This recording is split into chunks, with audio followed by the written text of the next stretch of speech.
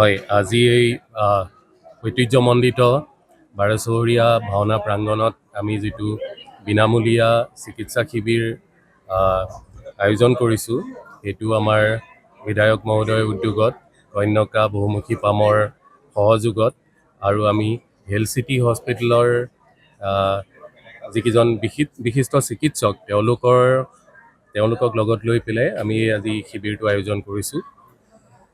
আমি যদি আপোনালোকে যোনটো মোক সুধিছে যে এই শিবিৰটো আমি কোন ধৰণৰ স্পেচিয়েলিটি বা কোন ধৰণৰ ৰোগৰ আমি চিকিৎসা কৰিছোঁ, তেতিয়াহ'লে মই ক'ব লাগিব যে আমি যিখিনি ইম্পৰ্টেণ্ট ডিপাৰ্টমেণ্ট, ধৰক আপোনাৰ medicine department, surgery department, orthopaedics হাড়ৰ বিভাগ, তাৰপিছত আপোনাৰ গাইনকলজি স্ত্ৰীৰোগ বিশেষজ্ঞ, তাৰপিছত আপোনাৰ ডাৰ্মেটলজি, তাৰমানে স্কিন ডিপাৰ্টমেণ্টৰ, তেনেকৈ ধৰি পেলাই ফিজিঅ'থেৰাপি লৈ পেলাই আমাৰ সৰ্বমুঠ 34জন ডক্তৰ আৰু নাৰ্ছ টেকনিচিয়ানৰ এটা দল আহি আজি ইয়াত উপস্থিত হৈছে।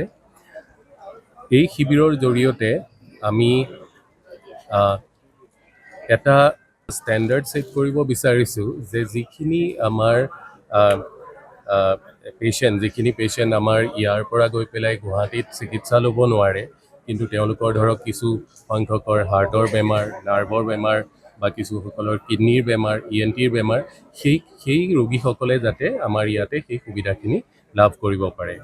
আৰু এই কেম্পটো কৰোঁতে অকল আমাৰ চিকিৎসকেই অহা নাই, আমি ইয়াতে এণ্ডস্কপিৰ পৰা আৰম্ভ কৰি অডিঅ'মেট্ৰি, ECG, ব্লাড টেষ্টৰ পৰা সকলোখিনি সুবিধা আমাৰ লগত লৈ আহিছোঁ।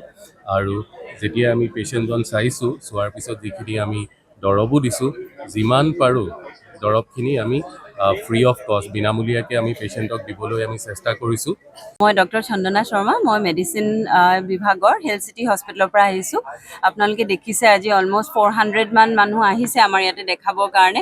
খুব ভাল লাগিছে আমাৰো, আৰু সজাগতা এটা সৃষ্টি হৈছে মানুহবোৰৰ মাজত, হেল্থ কনচিয়াছনেছটো ক্ৰিয়েট হৈছে। আৰু আমি আগলৈকো আশা কৰিম যে আমি ইয়ালৈ আহি অকণমান আমাৰ ছাৰ্ভিচটো দিব পাৰোঁ।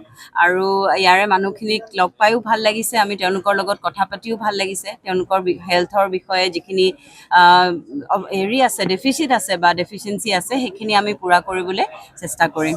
ঐতিহ্যমণ্ডিত বাৰেচহৰীয়া প্ৰকল্পত ডাক্তৰ ভৱদাস ফাউণ্ডেশ্যন আৰু হেল্থ চিটি হস্পিটেলৰ উদ্যোগত ভৰলী পৰিয়া কন্যাকা বহুমুখী পামৰ সহযোগত আৰু 19টা নদুৱাৰ সমষ্টিৰ গাঁও পঞ্চায়ত আৰু 2খন পৌৰসভা আচলতে গোটেইখিনিৰ প্ৰচেষ্টাত আজি এই হেল্থ কেম্পটো অনুষ্ঠিত হৈছে।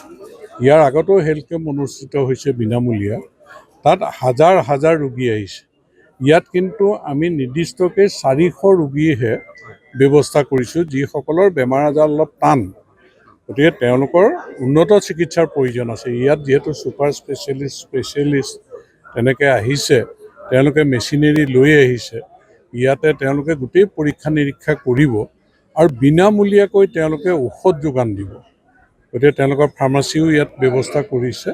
সেইকাৰণে আমি এই হেল্থ কেম্পটোৰ দ্বাৰা আমাৰ 400 ৰোগী আমি আশা কৰিছোঁ উপকৃত হ'ব, তেওঁলোকে পাই থকা কষ্ট দূৰ হ'ব, সুস্বাস্থ্যৰ গৰাকী হ'ব।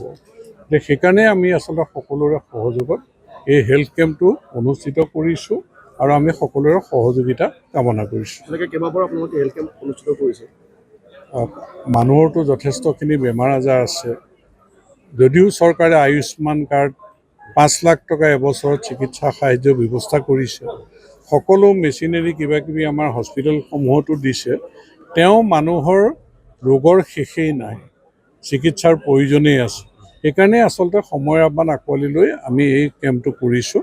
ইয়াৰ দ্বাৰা আমি আশা কৰিছোঁ যে আমাৰ ৰোগীসকল উপকৃত হ'ব, সুস্বাস্থ্যৰ গৰাকী হৈ থাকক, তেতিয়াহে সুস্থ মনৰ গৰাকী হ'ব, তেতিয়াহে আহি থকা ইলেকশ্যনত ভোট দিব পাৰিব, নহয় জানো? কি হৈছে আপোনাৰ? কাণ নুশুনে, লৰাই কথা নাপাতে, সেইকাৰণে ইয়াত দেখাবলৈ আহিছে। আগতে দেখুৱাইছিলে? আগত দেখাইছে। আগৰ ঔষধ খুৱাই আছিলে? খুৱাই আছে। আজি এটা দেখুৱালে? আজি দেখো না, এতিয়া দেখাম। দেখুৱাবলৈ উঠি আছে। যথেষ্ট উপকৃত হৈছে ভালে লাগিছে ইয়াত আৰু দেখাই পেলাই যাম আৰু কি হৈছে আপোনাৰ মোৰ ছোৱালীজনী মানে বেমাৰৰ কাৰণে দেখাব আহিছো আৰু মানে হাৰ্টৰ বেমাৰ হৈছে বুলি কৈছে ছাৰ ডক্টৰে সেইটো কাৰণে আজি আহিছো দেখাবলৈ আগতে দেখুৱাইছিলে আগত দেখাইছো তথাপি মানে দবাই মানে ঔষধ খুৱাই আছিলো আৰু আজি আহিছো মানে এতিয়া একোলৈকে গম পোৱা নাই আৰু কি হ'ব মানে ছোৱালীজনী এইটো বেমাৰৰ কাৰণে আহিছে আৰু উপকৃত হৈছো আমি পইচা পাতিও নাই দেখাবলৈ কাৰণে আহিছো আৰু আজি বিনামূলীয়াকৈ আজি আমি বিনামূলীয়াকৈ দেখাবলৈ আহিছো